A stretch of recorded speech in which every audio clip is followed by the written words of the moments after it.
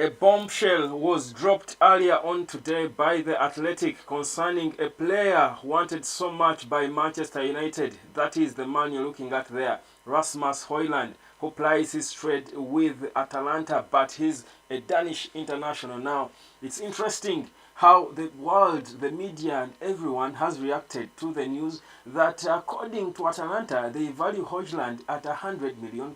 Now, rather, million euros. That's quite interesting, guys. That's why we're here, to converse and try to understand and see how good exactly is Rasmus Højlund. My name is Webb Daniel. Welcome to the hotspot. Again, another day as we do come here talk conversation, Man United, but also other transfers. I will be giving you news and updates concerning Manchester United and other transfer speculations going on. Of course, some news about the takeover, because Javi had said something. Football legends are continuing to come in and interest themselves in the Manchester United takeover situation. We are going to talk about that as well in a bit. And of course, I see you guys there right in time. I see Kamia Desire has already dropped his comment and his opinion that he doesn't think he's good enough for Man United. Interesting. Those are the opinions I do want to pick from you. If you're a Manchester United supporter out there, do you think Rasmus Højlund is good enough to solve the biggest problem United has, that is the goal scoring problem? And how much is he worth? Is he worth 100 million euros? That's about 86 million pounds. Now, I'm going to be getting to Højlund in a bit, but keep subscribing and of course sharing this video, because this conversation is going to be a long and interesting one, and I do want it to be interactive, so I do want to pick your opinions as well, but not before giving you some bit of news. Now, talking about news, one of the of course the latest updates concerning Manchester United and the takeover. First of all, I'm sure you'd want to know how the stock price of Manchester United is performing right now. It is at 23.65, that's the share, and it has dropped 4.68% today. That's the status. Again, if you don't understand this stock, that there is or a trade, that's why it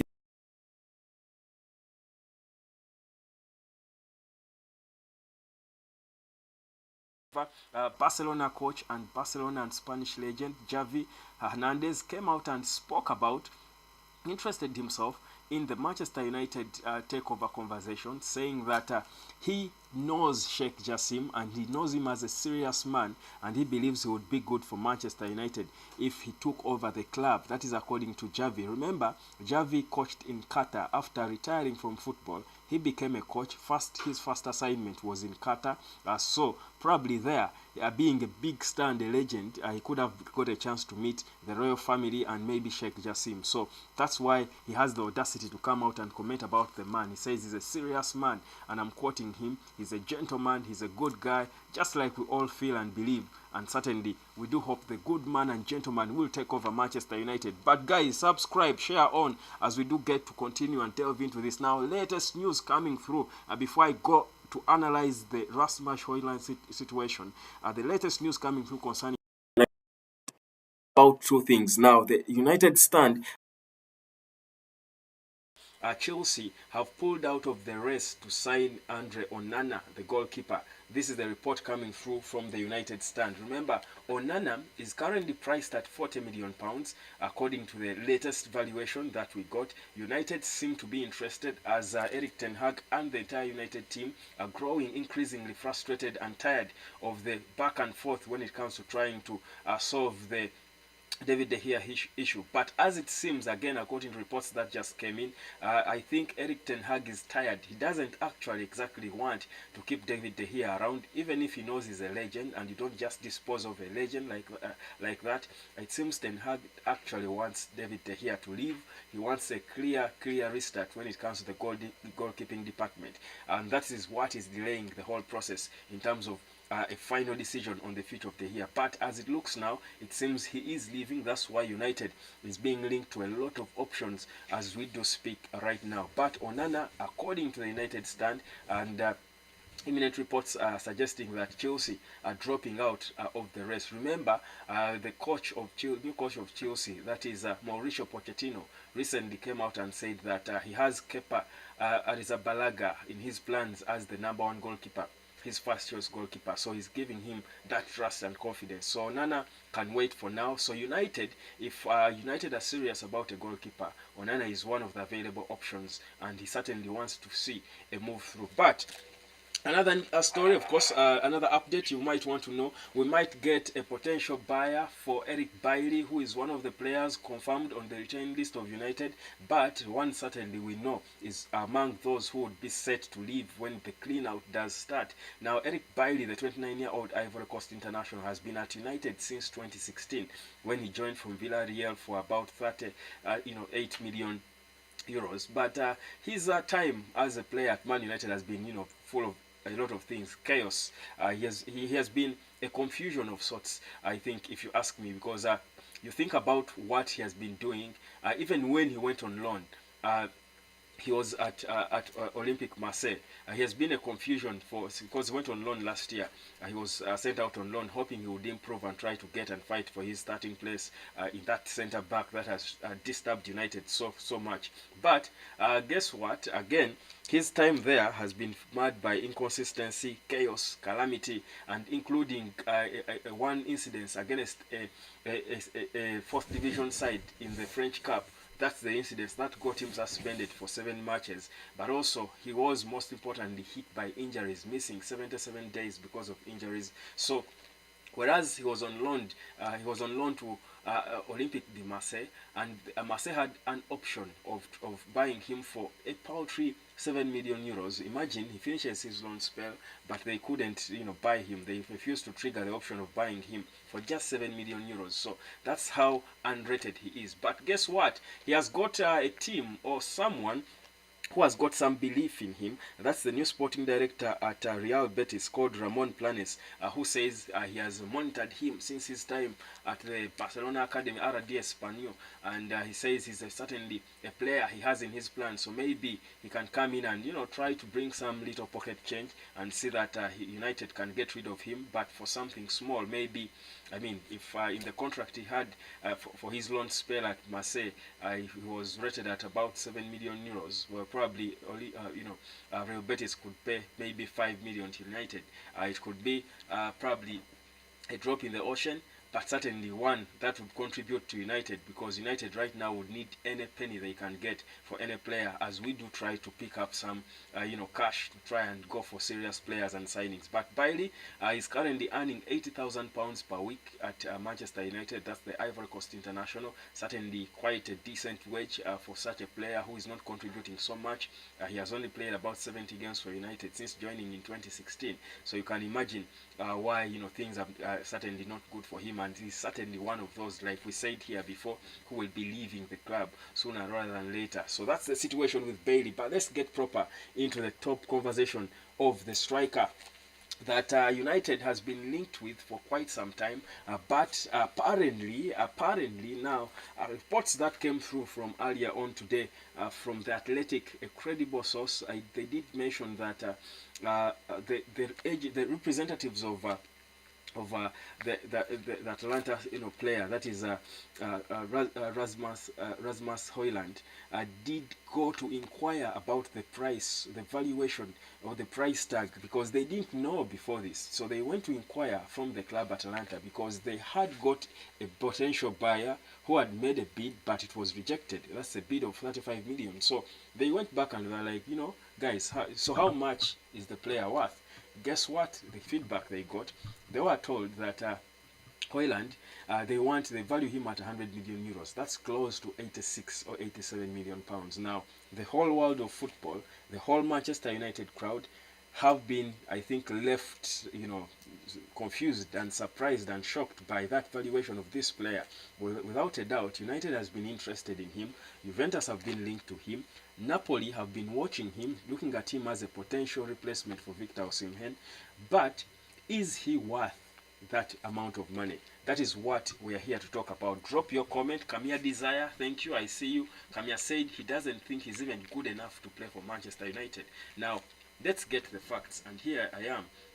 to give them to you guys. Subscribe as we do continue to look at this because it's a very serious conversation, because this is a player, I think this is one of the most imminent signings for Man United, but the twist now his whole conversation is taking is changing things around. Now Højlund, he's a young footballer. He was born in February of 2003.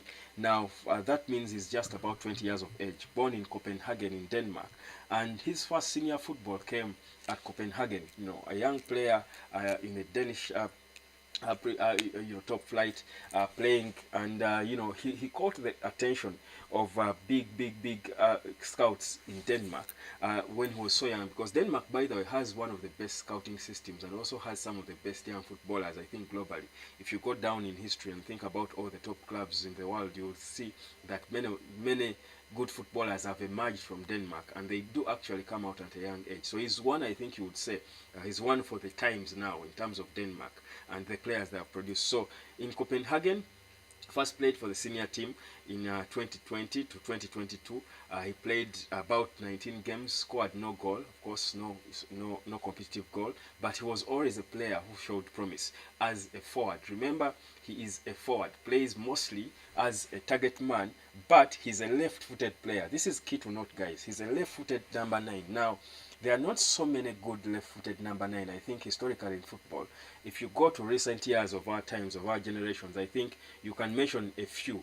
You can only think of a few left-footed successful number 9s. I think Robin van Persie is one of them. Of course, I see someone there, Nuka 80, saying, I just discovered your channel recently. Really appreciate your content.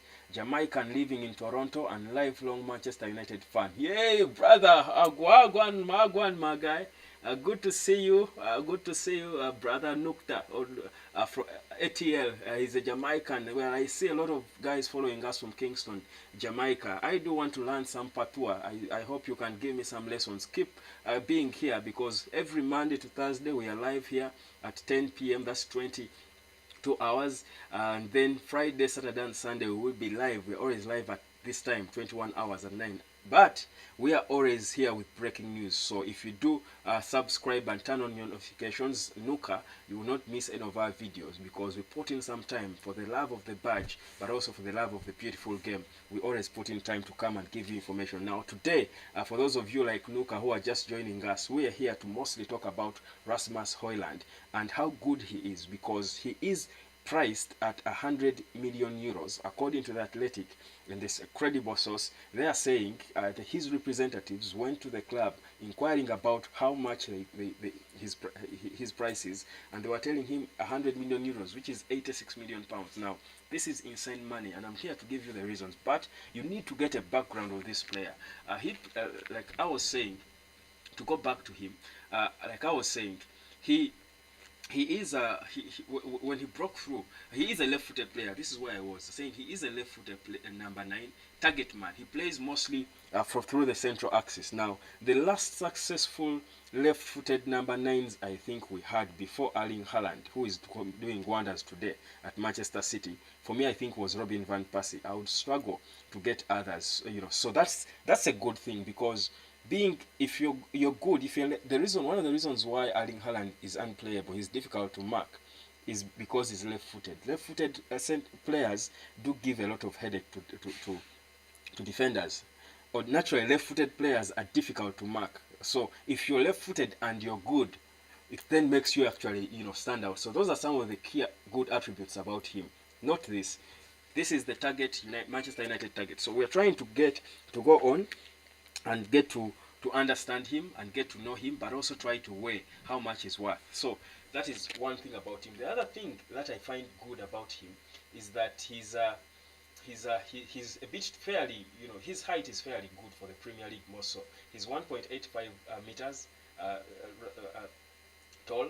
Of course, that's a bit shorter than Erling Haaland, who would be the other, of course, striker he would be competing with when you talk of if he joins Manchester United, because Haaland is a giant. Haaland is 1.94 meters high in terms of height, but in terms of strength they are both strong, meaning it makes him a good, when he gets to moments where he has got to pass in between defenders, he's got an advantage because he's powerful and a bit strong. So he's physical, as you can see him there.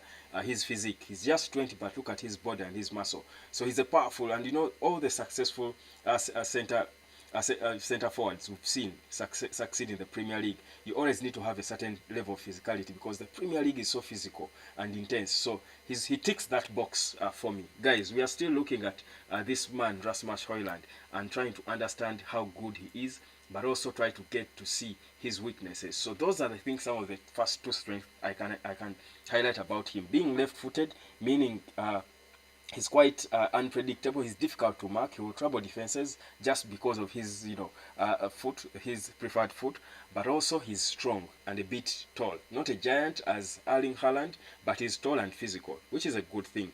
So also the fact that he's good playing through the central axis. If you're number 9, you want to be able to play well through the central axis. That is what defines you as a number 9, because you're positioned in the center of the pitch, facing the goal. So that is another advantage that he's got. Those are the some of the basics that make him a good striker. But let's go back to his journey. So from Copenhagen, where he was from 2020 to 2022, he crosses over to the Australian top flight for Sturm Graz. That is, I think, one of the biggest, if not the biggest club in Austria. So joins for 1.8 million euros from 2022. And he plays about 21 matches for them, scoring 12 competitive goals, including 9 in the top flight. Again, this is him growing. He's a striker, remember. He's a number 9. He's a target man. So that is, again, him impressing. Now, this is when he caught the attention of Atalanta, who came for him in 2022 and signed him for 17 million euros. That's Atalanta. Now, Atalanta is not one of the wealthiest clubs in Italy, but if they can cough 17 million euros for a player, for a young player like him, he was 19 at the time, it shows you that he has got a lot of potential. So, just to look at his record, that is what you're looking at there. That's his record at the few clubs he has played for at the top level. He has that's his goal scoring record. Like I said, at Copenhagen, he played about, in total, 32 competitive games, scored about 5 goals, and then Sturm Graz, then where he scored 12 goals in 21, and then Atalanta, where he has scored about a total of about 8 goals in 28 competitive games. Now that's him and his record. Now you credit such a young player for playing at 3 competitive leagues, of course not the most in the world certainly, but at his age, coming from Denmark and playing in the Danish top flight. He won, I think, the Danish Super Cup, I think 2 times in 2021 and in his first 2 seasons at the club. He won, competed well in the Super League in Denmark.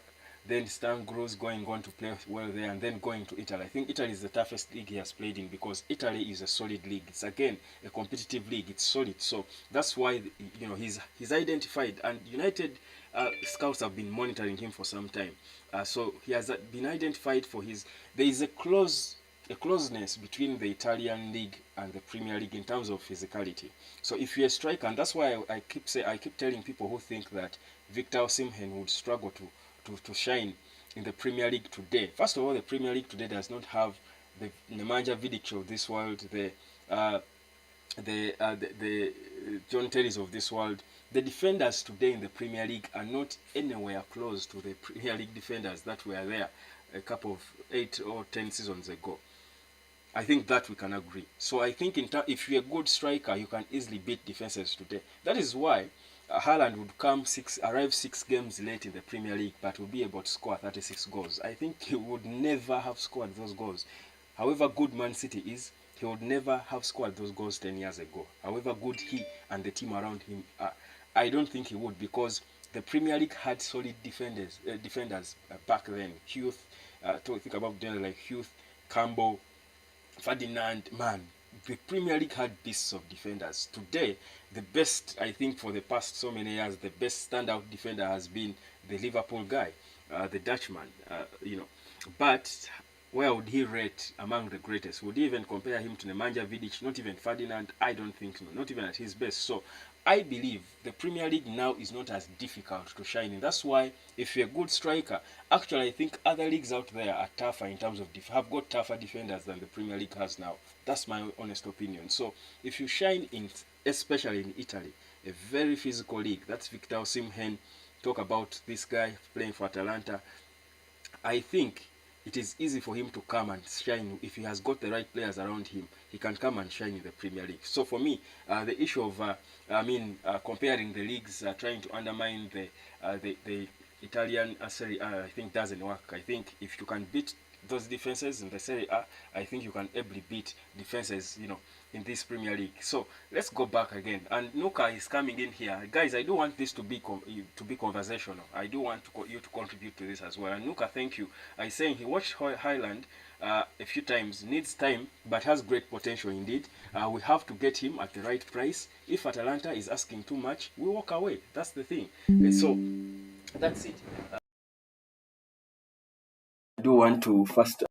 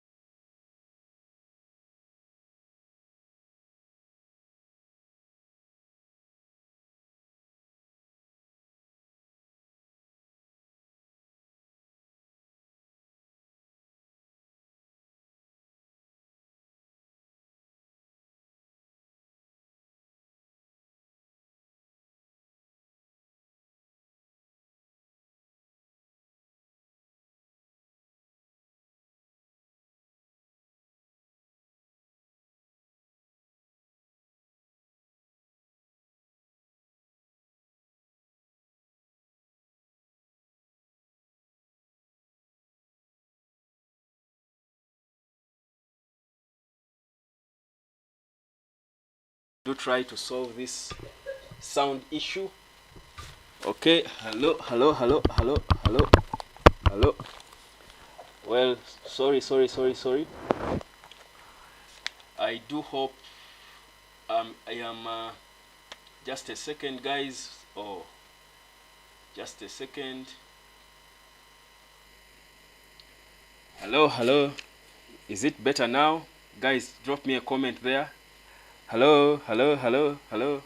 Drop me a comment, guys, please, if the sound is okay. Now, you are speaking to yourself. There is no sound. Is it better now? Someone give me a response because it shows me here that it's good. Is it okay now? Oh, hello. Guys, is it okay now? Someone give me a comment.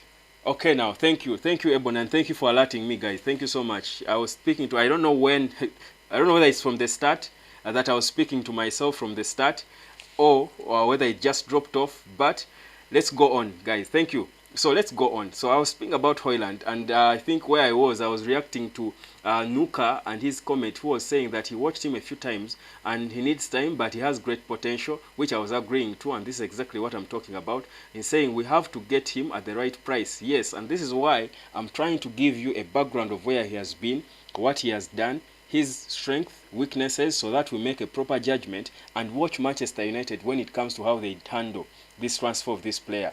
Because I've kept saying it, that Manchester United has got the right people, the wrong people in all the wrong places when it comes to the footballing issues, including the people who negotiate for Manchester United are the wrong people. I spoke about how I felt we were ripped off when it came to Anthony Dos Santos. I think we were, oh, thank you. It went off 2 minutes ago. Okay, I can estimate what I was talking about. I think I was now talking about him and how Atalanta paid 17 million euros for him. That is from Stam Gross. But United has got the wrong people in negotiations, and that is why clubs are trying to see this loophole in the club, and they are trying to exploit it. That's why they will price a player so high. It's exactly what Chelsea did with Mason Mount. Chelsea knows, they know it, that Mason Mount is not worth close to even 60 million pounds. He's not.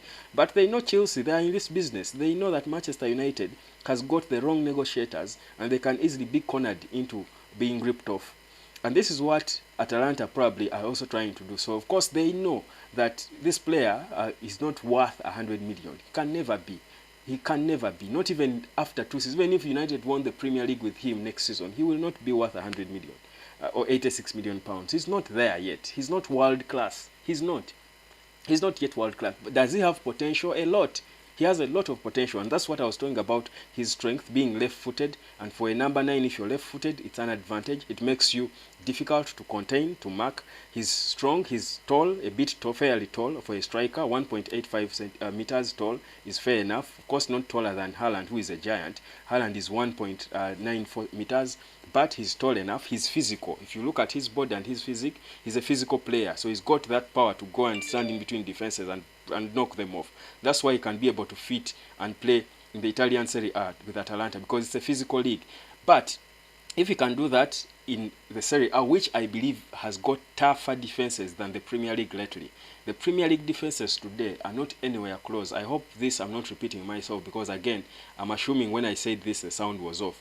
The Premier League defenses today are not as tough as 10 seasons ago, when we had Chelsea having, is it Carvalho, John Terry, Cole, name them. Man United having Nemanja Vidic, Rio Ferdinand. Talk of Arsenal having Sol Campbell, and name them. Talk of, Hughes. It was for Southampton. Talk of all these tough defenses that were so difficult to play against. The defenses today in the Premier League are easier. So if you've got the experience of the Italian Serie A, and that is why if Victor Osimhen can score 26 goals in this Italian Serie A, I think he can even score 30 in the Premier League with the defenses today. So that's why I feel like the people who say that Osimhen, if he joined United, he would flop. I'm not with you on that. I think maybe it would be a risk seasons ago, because the Premier League had tough defenders back then. Today, I don't think so. Who is the toughest defender? Think about it. Which club has very tough defenders in the Premier League? None. So that's why Erling Haaland can arrive 6 games late in the Premier League but still score 36 goals. He would never have done that 10 seasons ago. Never. Never. Guys, challenge me. Never. However good Man City are with the ball and stuff, he would never have scored those goals 6 games late in the Premier League. Ebony La is reminding me of Rafael as well. So for me, I do think the talk of a player coming and the Premier League being tough, which is it's a cliche talk now, because before the Premier League was that difficult, it had solid defenders. Today it is easier for a striker to come in the Premier League and shine. That's what I think. The only issue though is that there are not so many world-class strikers right now in football. There are not so many. So that's why I'm saying, and even this Rasmus Højlund is not world-class. He's not, and that's why I'm saying that 100 million euros for him is ridiculous, absolutely ridiculous. Is he good? And these are the positives we are talking about him. He has got strength. He has got he's a decent finisher, but I've watched him several times, but his decision making for me is lacking. And those are the areas you need to grow as a player. Now you can't blame him. At 20 years of age, what you look out for, in a striker are some of these basics, the natural things that, of course, those are the things I spoke about first. That is his height, his strength, and his of course foot. His is he right-footed, left? So those are natural. Those are not things you can really work on. They are natural. They are born. Yeah, you are born left-footed or right-footed and stuff. But in terms of other attributes, there is a lot of areas to improve. Also, the fact that he can play well through the central axis. United has suffered, and that's why we keep saying, and that's exactly why Ten Hag has been keen on this boy, that United has suffered to get a number 9, a target man, if I would call it that. Because if you look at Marcus Rashford, he plays well coming off the left. Look at all players who have been around. Mason Greenwood plays well coming off the flanks, who is another decent forward. So I don't think United has had a natural target man. So this is what this boy can bring.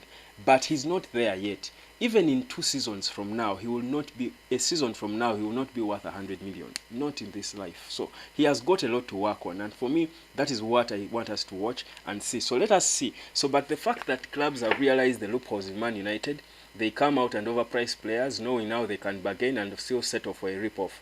Because they know the weaknesses the Glazers have left at the club, that we've got poor people running the football. There is no structure. There are no proper directors of football.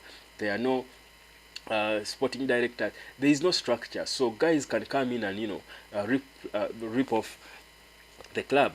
And other clubs see it. That's why Chelsea are overpricing Mason Mount and the same thing. So let's go on with this player. So the other strength he has, like I said, he can score goals. He's physical. He's a decent finisher, and I'm being intentional by using the word decent. He's decent as a finisher, but he's not there now. Those are areas he can work on, and now those are the things Ten Hag was saying, that he wanted to bring in a world-class striker, a Harry Kane, a proven striker, a Victor Osimhen, and a younger striker for the future to learn from the senior striker. And then in 2 or 3 seasons, United would be having 2 complete strikers. Remember, the most successful teams in the Premier League in recent years, and I've kept saying this, whereas there are not so many good strikers in the world today, now it's a good challenge for clubs and coaches to make them, because you cannot compete and win consistently without a number 9, and not in the Premier League. History, if you don't think about history, if you don't reflect on history, then you cannot talk about football. History matters. Now, the history of the Premier League tells you that all the most successful teams in the Premier League that have been consistent have always had a good target man. Arsenal had the Beckhams of this world. They had Ian Wright in their peak years. The Man United, at some point when we were winning the treble, United had, I think, 4 strikers.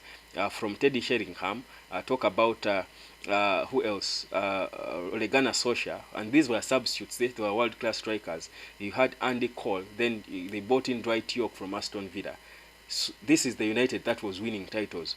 Manchester City tried and they won some titles, and not because without a natural number 9, but they did it, I think, only for 1 season or so. They had to bring in the Kun Agueros of this world.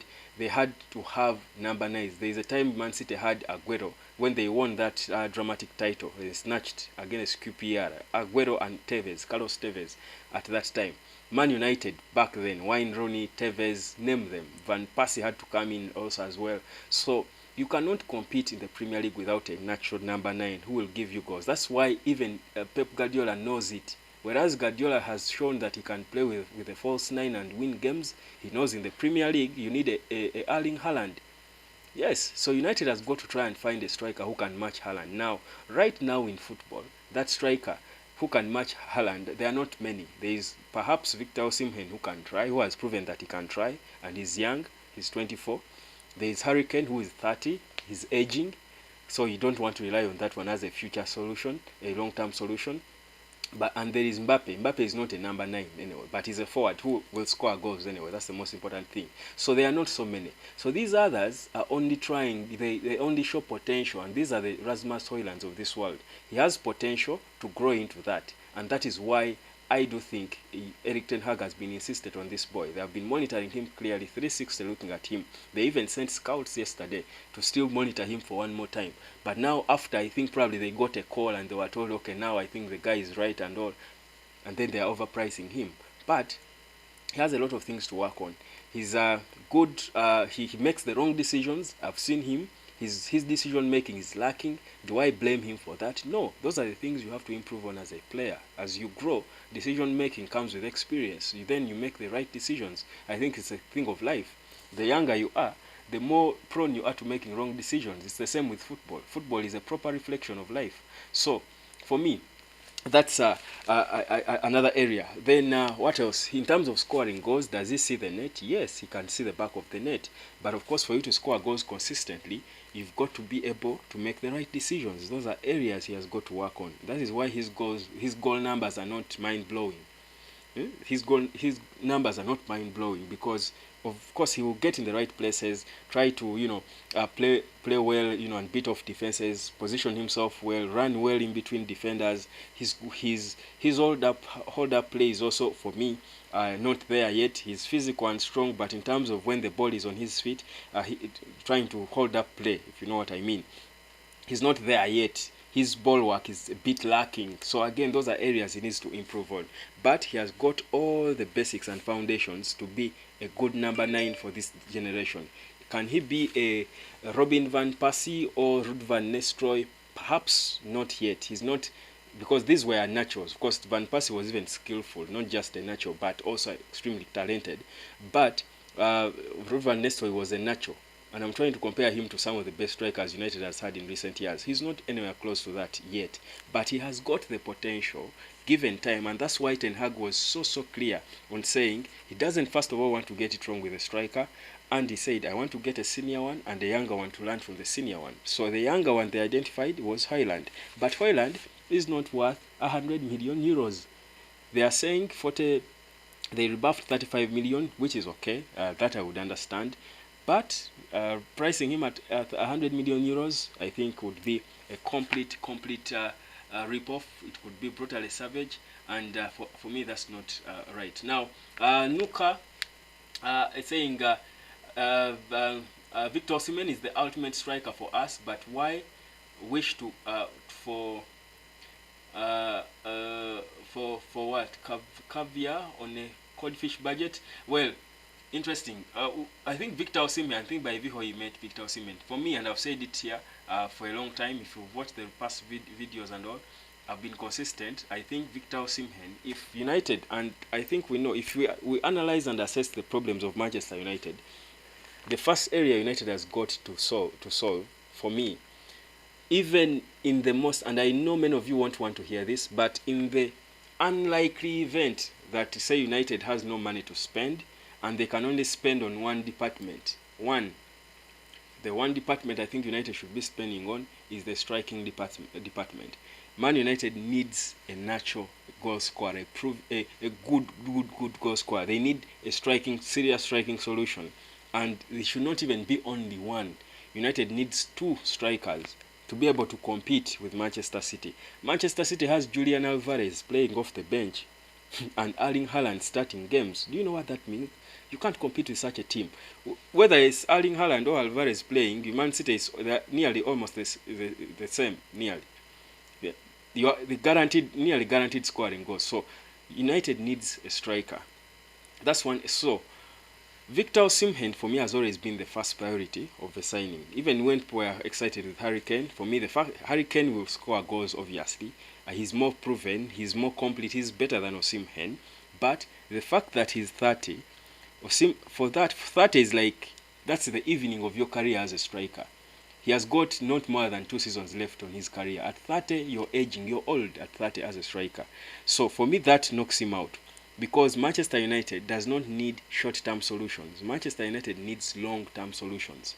Now, United is still in a rebuilding process, guys. Let's not get excited about what Ten Hag has done in 12 months. He has proven to us that he's the right coach to take the club in the right direction. But he has not proven to us that he's the right coach to beat Manchester City to the Premier League title next season. I would be so happy if Manchester United won the Premier League next season, but I don't think we are ready, and I don't think that should be the target, to be honest. I think we are not, Man City is still a season or two ahead of us. We need to build slowly, slowly. So bringing in a striker now, you don't want to bring in a striker who is going to make fans believe, feel like we are entitled to winning the Premier League next season. That's the honest truth for me. For me, I think if you make a proper SWOT of Manchester United, a proper analysis of our team, Manchester United has got a lot of grey areas. The goalkeeping department, we spoke of that. That is the second area United has got to be prioritizing. That's why I was saying, whereas I was happy that we made a bid for Mason Mount, not because I like the player. Maybe the coach Ten Hag is fascinated about him. I don't know why, to be honest. I'm not so excited about Mason Mount. I think, well, he's okay, he's decent, but I don't think he should be a priority. But the fact that we made a bid, considering the circumstances, it showed me that, of course, maybe now we are moving forward. So that excited me. But I do not think Mason Mount was, for me, the first two areas United needs to sort are striking and goalkeeping. Sort those, and then the central defense area, the holding midfield department. Teams are doing this. Arsenal are doing that. They are trying to bring in two holding midfielders. Declan Rice has been playing holding midfield for West Ham, of course, because they have been mostly fighting relegation. But he can play also well as an attacking midfielder. But they are bringing in Declan Rice. They have been so much intent on signing Moises Caicedo, but they seem to be beaten, and now they are focusing on Lavia from Southampton, the young boy, the 19-year-old Belgian, that is Romeo Lavia. So you see that they are trying to solve a serious problem, because if you're going to play so much football, you need to have, first of all, two goalkeepers. One of the reasons that David De Gea has been having issues is because the guy has been playing every game for Manchester United, to be honest. He has played too much football. I mean, you need to have, that's why you say a coach like Pep Guardiola, because there is so much football played today back to back, your key departments you've got to be able to rotate in your key departments. You saw what Pep Guardiola did, and this is why he was able to win the treble.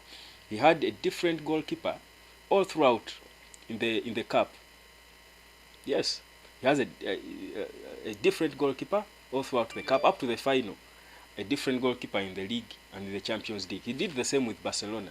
That's what he has always done, and that's why that's so important. You might look at it as, luxury and stuff, but it is intentional, it's strategic, it's so important. But United has been relying on De Gea for so many times. The guy has been playing the Carabao Cup, the FA Cup, the Premier League, the World Cup. Man, by the way, he's leaving, and we want him to go, to be honest, but he's got to live with a lot of respect. And that's why I think we're in an unusual situation where we are seeing the club trapped in conversations with him. For a long time, they have submitted a list to the Premier League of retained players, as in he's not there. They are still discussing. You don't just let go of De Gea. To be honest, he needs to.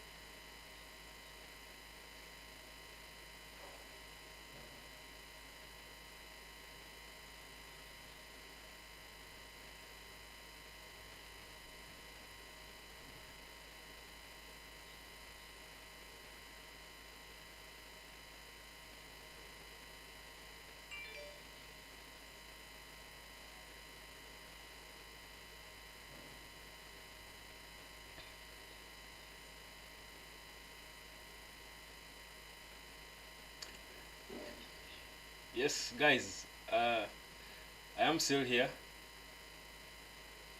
I am still here. The my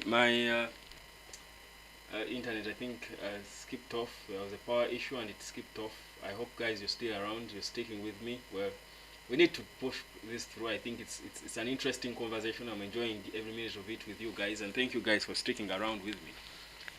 Yeah, I do hope my sound is okay. Nuka ATL saying we're hearing you.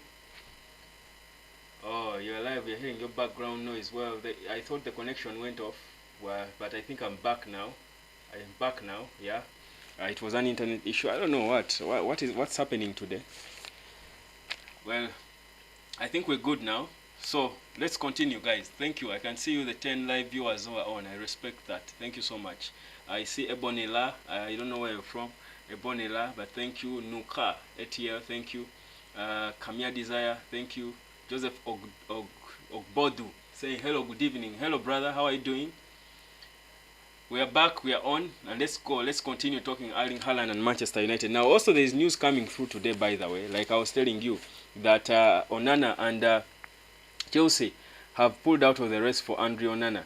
But yeah, it's an update that has just come through, and we will be, of course, talking about this a little more. And then I can see another post here from the United stand. They are saying Paul Pogba saying he went back to Manchester United because he hadn't finished his job. He wanted to play with the first team.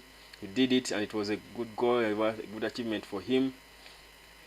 But he recently just said that he was happier at Juventus. They loved him and appreciated him more. Well, the club pushed him to perform better. Anyway, let's go back to Rasmus Højlund, who is the topic today, who we are conversing today. Guys, drop in the comment section and let's continue talking about this player. So how much do you think he's worth? For me, in all honesty, I think, do we need to sign him? Yes, because I think we need to sign a striker. There are not so many like him. I think he will solve part of the problem we have, but we should only sign him, like Nuka said. He should only be signed for the right price. We should only sign him for the right price. If not, we can good enough. Mason Greenwood is still here. We've got Marcus Rashford, and maybe I'm sure we'll get a striker because it's top on the agenda for Erik ten Hag, who, by the way, is returning from his holiday next week. So I think most managers are returning next week. But yeah, for me, I think it's very, very clear. He's decent, but he's not worth 100 million. Never. Not this season, not next season, not in 2 seasons. He's not worth that amount of money. But yeah, that's the situation so far. And Victor Osimhen, he's also wanted by Paris Saint-Germain. They have joined the race for him. They seem to be giving up on trying to force Kylian Mbappe to stay. But where then would Mbappe go? People were talking about Mbappe and how maybe we wouldn't need him and all. I think that's absolute nonsense. Mbappe, any club in the world right now would need Kylian Mbappe. I think he's that good. I think Mbappe would fit into any team. He has to, by all means. In any team anywhere in the world, I do believe Mbappe is a needed player. So for me, I think this is our only chance to get him on a fairly cheap. If we have money coming in from Sheikh Jassim, sell a few players. Of course, we still have to be within the financial fair play limits. If we sold a few players and cleared our debts and all, get our Sheikh Jassim money. Ebonela is saying for him he sees him worth 37 million pounds. I agree with you. Not more than 40. I agree with you, and that's because of the market these days, but it will be way less than that 10 seasons ago. But things have changed. Ebonela say 37 million pounds for him is how much would rate Rasmus Højlund. What do you think, guys? How good do you rate him? So continue dropping your comments and letting me know what you think. I do love to see you guys commenting and giving me your opinion about this. Like I said, this is a conversational discussion, but also could it be the solution to our problems? You can again go on and drop your comment there and let me know what you think, as I do continue to give you news concerning United. For those of you who are just joining us, some of the news we have: Eric Bailly is wanted by Real Betis. I believe we will cash in on him now. when Betis is interested. I think we can only get at most 5 million for him, to be honest. I would be lucky for Betis to pay that 5 or 4 million, I think. But yeah, good riddance. Get rid of Eric Bailey. Harry Maguire still wanting to stay. I think he's trying to push out for the best deal, trying to be to force us into the most expensive, I think, clean out in terms of having to pay him. And his contract somewhere mentions if there is no team that wants to buy him and United want him out, they will have to pay him £10 million if he's got a contract running. So that's how, again, there should be lessons for us to learn from how we are handling some of these transfers and the contracts we sign with these players. But yeah, that's that. Maguire should be out. Scott McTominay has been linked to Italy and Juventus, but he was saying he wouldn't mind playing 10 minutes, but he would want to start United. It's the club he loves. Saying that he's not ambitious. I think United needs players who want to play each game, start each game. That's the mentality you need from a United player. I think McTominay as well. It should be one of the players we price out. We cash in on. Roma, Juventus, these are some of the teams in Italy and Spain are interested in him. So when they come, I believe we should sell. Fred is one of those. I don't think we should sell Fred yet. I think Fred could be the number 2 for Casemiro, because he can play in that holding midfield role. Not so well like Casemiro, of course, but because United is not so much talking about buying a holding midfielder, I think you need to Fred to stick around a bit. He can come in handy in a few games there when Casemiro is not there. He can contribute. Then, of course, Van de Beek, that one is gone. He should be leaving, I believe. Which other players? So those are some of the few players I think we can sell. And, of course, about 7 players in total we can cash in. But, of course, not so much money to get. Jadon Sancho is, I think, one of the most pricey players we have. He's on the market for 60 million. Spurs is interested. But we know we can only get, I think, about 50 or 45 for him, to be honest. I don't think we should be in a rush to sell him, though, depending on how it goes in this window, how much money we have to spend and all, but also which players we are able to get for how much. We shouldn't rush to sell Jadon Sancho. I don't think he's a Maguire or Scott McTominay, or those we need to clear out as early as yesterday. For Kim Min-jae, the situation is interesting. Bayern seem to be taking the lead, and it's sad again, but again, this is where the Glazers have left us. First, talk about his touches in the opposition box and ability to link up play. Yes, this is what I was saying. His hold-up play is a bit not 100. It's a bit lacking, because I've seen him in moments where, let's say, because those moments come in a game, these game situations where you're a number 9 but you got to go wide, let's say in the corner, towards the corner flag, and hold up play. I feel he's a bit lacking in that. His hold up play is not good, whereas he's physical. His abilities on the ball, when the ball is on his feet, are not that exciting. I think there is more to improve for him. Then also the issue, the total link up play, I think is good in terms of linking up with the players behind him. I think he's decent, but again, he can improve in that area as well. Then you talk about his touches in the box. His touches in the box are good because, like I told you, he's a finisher. So when he gets opportunities with his eyes on the goal and inside the box, he can always pull off something. But also being left-footed makes him again good at that. Left-footed players should be, if you're talented and you're left-footed as a finisher, you're always going to get defenses and goalkeepers off guard. That's why left-footed players are good penalty takers mostly. So he's decent again when it comes to that. But in all areas, I think he's not there yet. He's not world class yet. So he has got to improve in almost all of these departments. These attributes you need from a striker. So that's why, again, I agree with Ebony, who says it's worth 37 million or 40 at most. Nuka ATL saying the problem we have is we are pathetic negotiators. Thank you. Yes, remember we paid almost 50 million for Ahmad from Atalanta, so we've set a precedence. They will all want at least 60 million for Højlund. Yeah, exactly. Thank you, Nuka. Thank you. That's what I was saying. That clubs have realized, and they have realized how bad we are when it comes to negotiating. And now that they know the shape Jassim money is coming in, they think they can rip us off because we are somehow desperate. But also we are a bit pressured because the clubs we are competing with are making moves and signing players. You know, they are advancing. For us, we are still there, trapped in a situation. So clubs will just price their players because they know when eventually this all, you know, is all done and the money is there and available to spend, we'll be rushing because we have got time deadlines to beat in terms of going for a pre-season, you know. So they are taking advantage of the whole situation. And again, the biggest blame should go to the Glazers. And it's sad that we have to keep mentioning them, but that's the situation. The biggest blame should go to the Glazers because they can't even do one last good thing for the club, at least as they leave. At least as you're leaving, try as much as you can to leave the club on a good slate.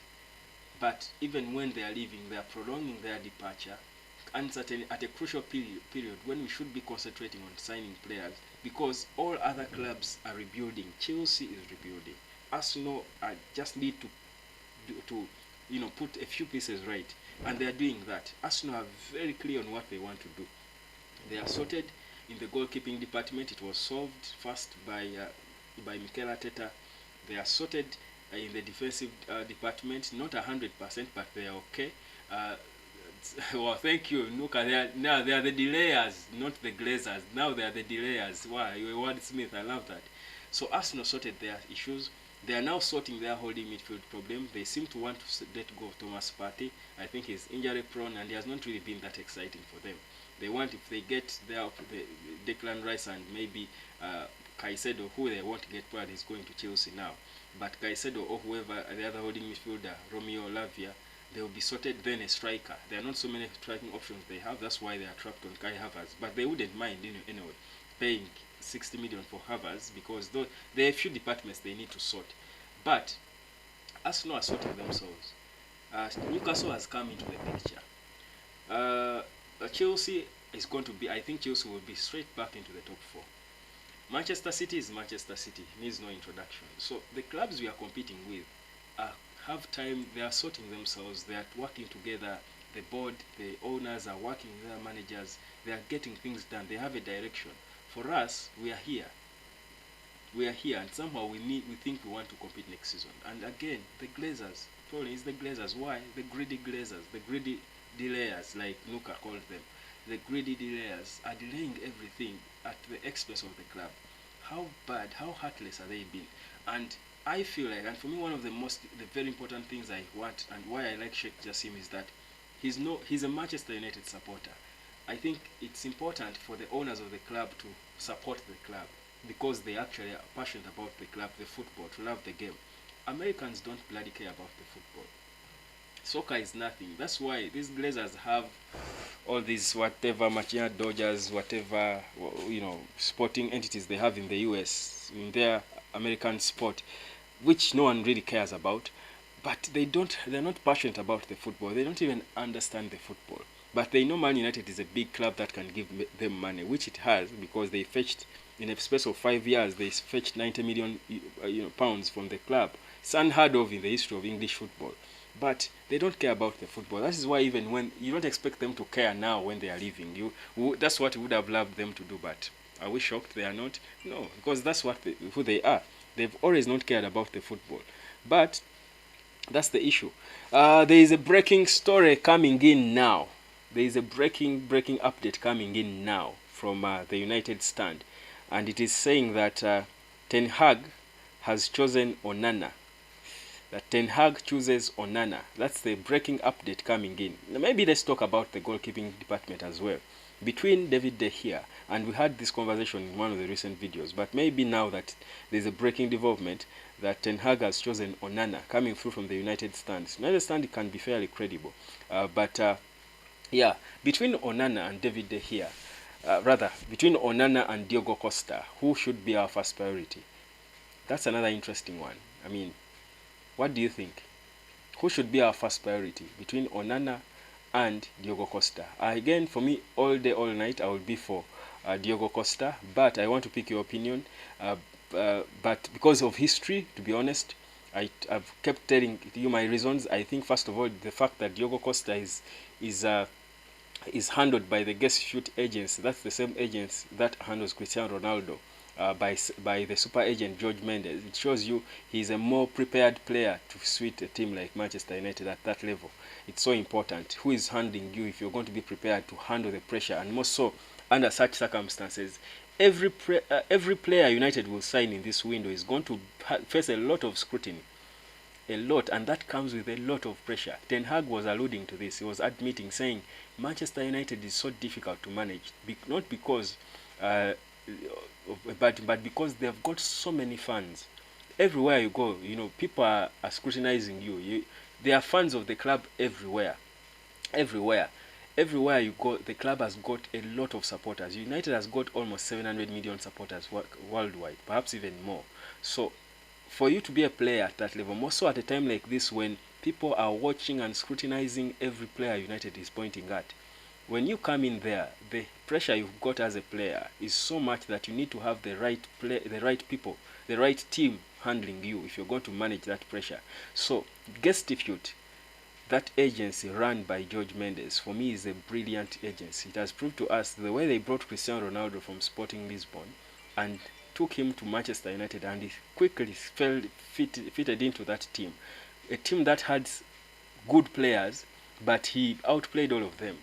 Sir Alex Ferguson mentioned in an interview that of all the players he has managed, he would rate 4 of them as world class. There was he mentioned Ryan Giggs, he mentioned Eric Cantona, he mentioned Cristiano Ronaldo, and I think Paul Scholes. 4 players.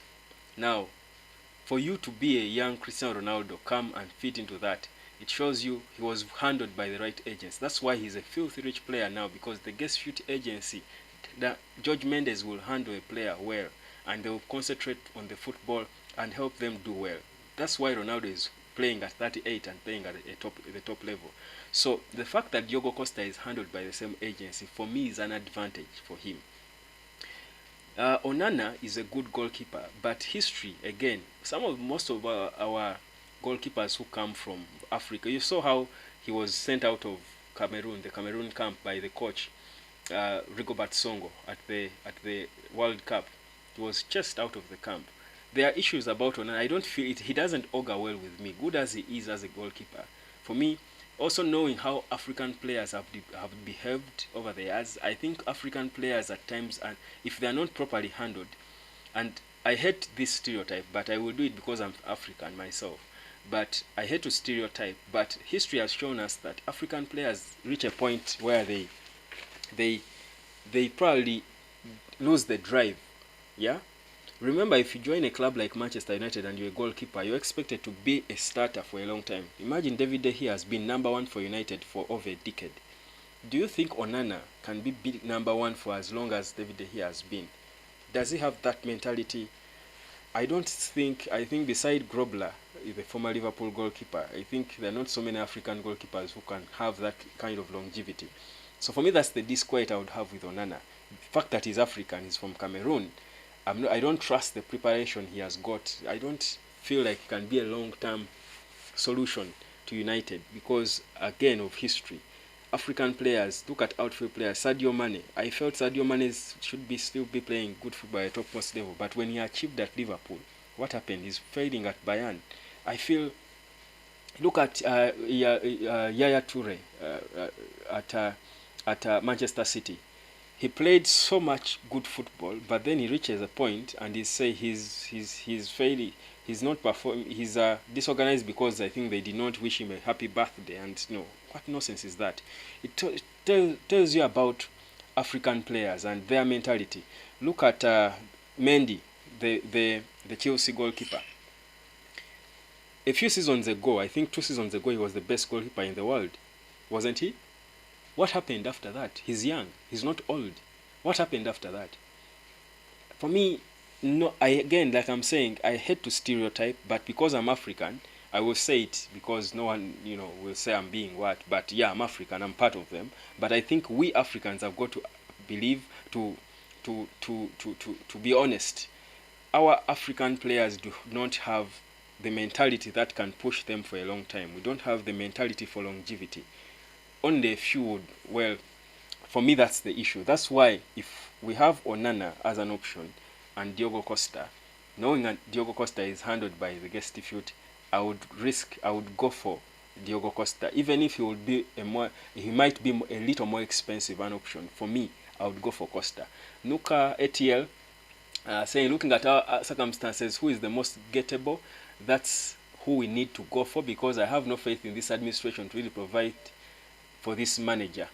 Then for me, Diogo Costa. I still think United is going to sign Diogo Costa. For me, it's like a matter of sorting issues with David De Gea, and we'll be hearing a bid table. Because it has even been reported before that United has been working behind the curtains with George Mendes to sign him, the super agent. Nuka ATL saying it's a very good point. I don't know which point, but I think it's the African players thing. Yeah, think about it, guys. Think about it. So we Africans at times let ourselves down. We lack the hunger. We lack the hunger for longevity. If you're going to play for a decade at the top level consistently for a decade, at the top level, it takes a certain special mentality. It takes a special mentality. Our players lose it at some point. So for me, I wouldn't rely on such player in goal. Ebonila says, I think in this transfer we have to add here too. To what? I don't know. Nuka ATL saying, thanks for keeping it 100. Yeah, thank you, bro, as well for keeping it 100. You can drop some patois as well in there so that we pick up some lines as well. I think maybe next time my intro should be coming in patois. I love the language. I love it. I love Nigerian. I love languages. Sadly, I'm not linguistic, but I would love to love as many languages as I can. But guys, thank you so much. Today has been torrid. I do love the fact that you guys have stuck around even when the sound played games on me at some point. This is the first time that was happening. It's not like this every day. Then we had a power issue here, and the internet first went off, so I dropped off for a minute, but I came back, and you guys still stuck around. I thank you so much for that. I think it's been a good, interesting conversation. Thank you, Nuka. Thank you, Opolot Sadiq, saying good evening, everyone. Opolot, I see you. Ebonila, thank you. I see you. Joseph Ogbodu, say I see you. Thank you. Ebonila, of course. Charles Chitona, was telling me the sound was okay. Okay, thank you, Charles. It will be good if you also, when you drop your comment, you'd say where you are. Like Nuka mentioned, he's from Jamaica, but currently living in Toronto. Well, interesting stuff there, Toronto. Then Kamia Desire from Uganda, Kampala. Thank you so much, guys. I think we've got to end this. Ebonela is saying, okay, it's better to adhere to the combination of ability, availability, and affordability. Yes, that's the tripartite. The ability, do you have the three A's? I would call them that. Do you have the ability? Yes, he has the ability. That is, if we are talking about Rasmus Højlund. He has the ability. Is he available? Obviously, Atalanta would want to cash in on him. Otherwise, they will never get this chance again in a lifetime. Is he affordable?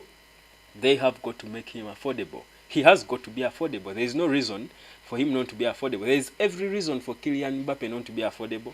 There is every reason for Victor Osimhen not to be affordable. There could be all reasons for Harry Kane not to be affordable. There is absolutely no reason for Rasmus Højlund not to be affordable for Manchester United.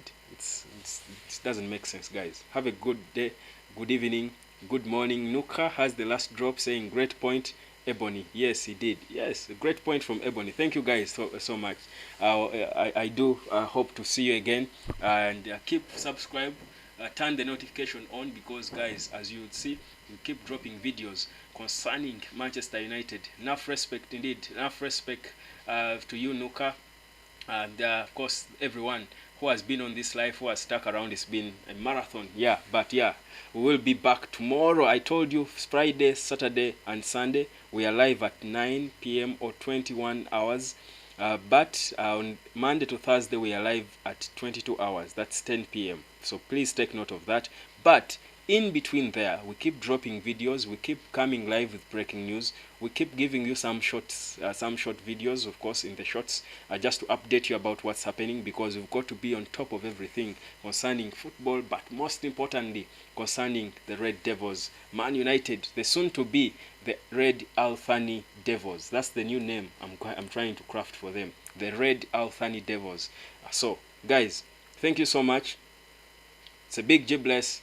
Good evening, good morning, good afternoon. I'll see you when you see me. Peace, love, and harmony.